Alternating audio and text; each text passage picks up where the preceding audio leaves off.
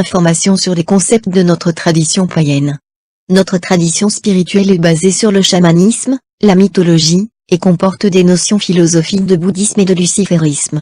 Nous sommes animistes, et en tant que tels, nous respectons la vie sous toutes ses formes. Contrairement aux rumeurs infondées, nous ne sommes pas satanistes. Notre volonté est simplement d'affronter les ténèbres au début de notre initiation, dans le but de mettre en lumière la part sombre de notre esprit afin d'en combattre ses déficiences. Ce qui nous permettra ensuite de nous élever progressivement et de façon authentique et transparente vers la lumière. Car long est le chemin qui des ténèbres conduit à la lumière. Et il faut reconnaître ses faiblesses, pour pouvoir s'en affranchir, ceci afin de ne pas vivre dans l'illusion d'une pseudo-sagesse. Nos pratiques sorcières nous permettent d'améliorer notre quotidien en se basant sur les pratiques ancestrales de l'humanité. Si vous aussi, vous voulez nous rejoindre, rendez-vous sur notre site.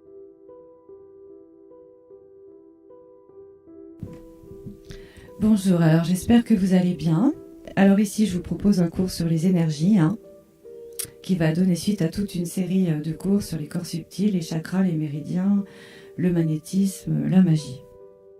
Donc aujourd'hui nous allons voir l'existence et l'importance des énergies subtiles. Alors tout autour de nous et en nous existe de l'énergie. Elle est appelée Qi, Chi, Prana, etc. selon les cultures. Cette énergie existe au sein de tous les règnes, c'est-à-dire les règnes minéraux, végétaux, animaux et humains. Le Qi est à l'origine de l'univers et relie les êtres et les choses entre eux. Nous ne possédons pas le Chi, nous sommes le Chi. Néanmoins, cette énergie subtile est invisible à l'œil humain. Seules les personnes extrêmement sensitives et les médiums sont capables de la discerner. Cela se produit avec leur vision astrale, ou troisième œil, provenant de leur corps astral. Pourtant, il fut un temps où les hommes y croyaient, et parvenaient non seulement à la ressentir, mais aussi à communier avec elle. Ces hommes, ce sont nos ancêtres. Ils étaient animistes et croyaient en cette énergie. Il en existe encore dans les endroits les plus reculés de notre globe. Leurs pratiques médicales ancestrales sont justement basées sur la connaissance de cette énergie. Elles se regroupent sous le nom de chamanisme. C'est une pratique centrée sur la médiation entre les êtres humains et les esprits de la nature, les défunts du clan, les âmes des défunts à naître, les âmes des malades à guérir, la communication avec les divinités, etc. Elle se réalise par l'interaction avec cette énergie. Ainsi, les chamans soignent les autres membres de leur tribu en agissant au cœur de celle-ci. C'est également à la source de cette énergie, le monde astral ou animique, que les chamans se rendent pour rencontrer les esprits et apprendre de ces derniers. Ils parviennent également à communiquer avec les animaux et les plantes par le biais de cette énergie.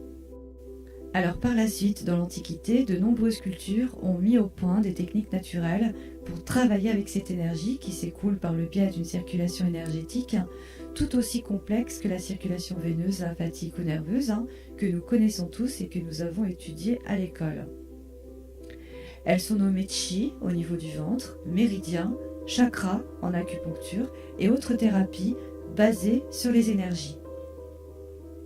Hélas, depuis la Renaissance, les traitements allopathiques à base de médicaments et la technologie des sociétés civilisées ont délaissé ces disciplines naturelles et les hommes civilisés ont petit à petit oublié le savoir de leurs ancêtres. Hormis bien sûr dans les sociétés chamaniques encore existantes à l'heure actuelle, mais qui tendent à disparaître à cause des hommes civilisés qui font tout pour détruire l'Amazonie et les rendre comme eux. Et jusque-là, alors que de nombreuses cultures reconnaissent l'importance de nos champs d'énergie, la médecine occidentale, elle, ne les reconnaît pas. Toutefois, depuis le Nouvel Âge et la mode hippie, de plus en plus d'hommes civilisés, lassés des méthodes contre nature, se penchent justement sur la connaissance des soins naturels et autres thérapies naturelles en symbiose et en interdépendance avec les énergies. Donc telles par exemple que l'acupuncture, la réflexologie, le message ayurvédique, etc. Certains scientifiques ont même mis au point des méthodes technologiques révolutionnaires permettant de prouver scientifiquement l'existence des énergies subtiles. Alors l'une de ces méthodes est très populaire et s'appelle le procédé dit photographie Kirlian.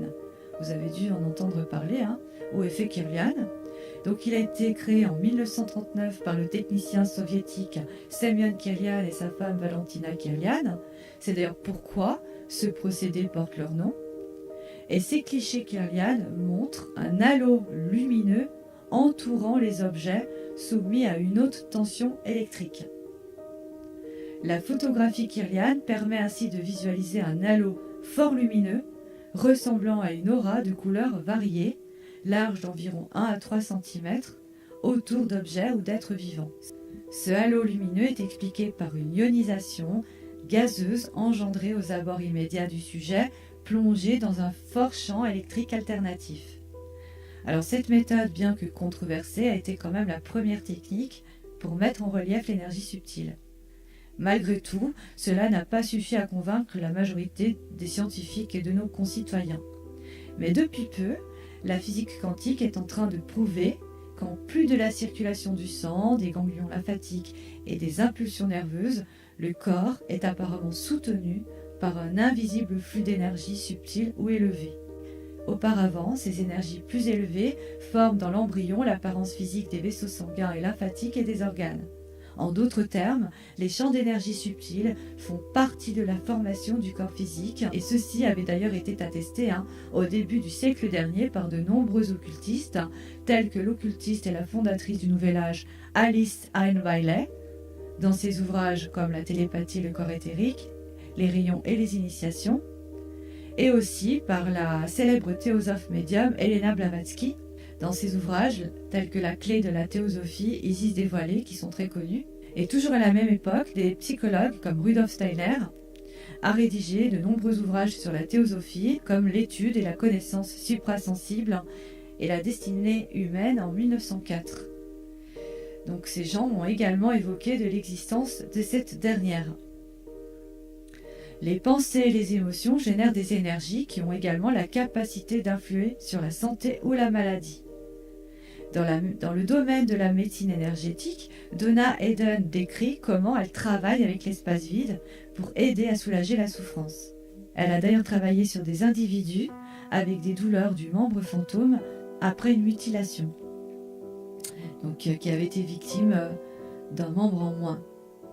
Bien qu'une jambe physique, bras ou doigt soient manquants, cette douleur reste très réelle.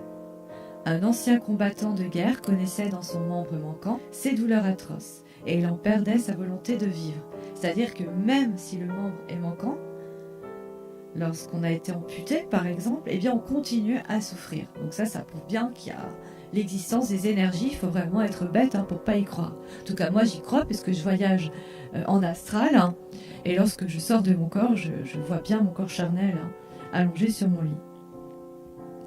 Alors Donna Eden a commencé à travailler sur l'espace où son pied se trouvait, en massant les énergies subtiles qui existent encore. Et les douleurs de la personne ont progressivement disparu. Donc ça prouve bien que c'est l'existence de ces énergies, bien que son corps charnel, la couche de nourriture était manquante, qui continuait à lui fournir ces douleurs. Il faut savoir justement que lorsque l'on sort en astral, moi par exemple quand je me rends dans le bas astral, eh bien je ressens le froid. Je ressens le froid, alors certes, moins violemment qu'avec ma couche charnelle, le corps, la couche de nourriture, comme on dit dans l'hindouisme, mais je ressens quand même le froid. Donc dans le bas astral, c'est un monde très froid. Alors il faut savoir que les champs d'énergie de tout un chacun rayonnent dans l'espace, et que chacun de nous crée son propre champ d'énergie. Alors il existe justement une méthode qui s'appelle le SQUID, qui a été créée il n'y a pas longtemps, et c'est un dispositif de mesure qui est capable de mesurer les fréquences subtiles, comme celle du cercle du globe. Le SCIO est un système sophistiqué de telle façon qu'il prend et lit les mesures subtiles de n'importe où dans le monde. Les sessions à distance ou sous espace vectoriel sont disponibles sur rendez-vous. Le trivecteur d'énergie qui entoure votre corps, donc sous espace vectoriel, est détecté par le SCIO par un trivecteur d'information qui vous est unique en tant qu'individu, votre nom, votre date de naissance. Ces champs d'énergie subtils entourant nos corps subtils contiennent des informations sur notre santé physique, émotionnelle et mentale. Le SCIO Indigo est conçu pour détecter et interpréter l'information que ces champs contiennent.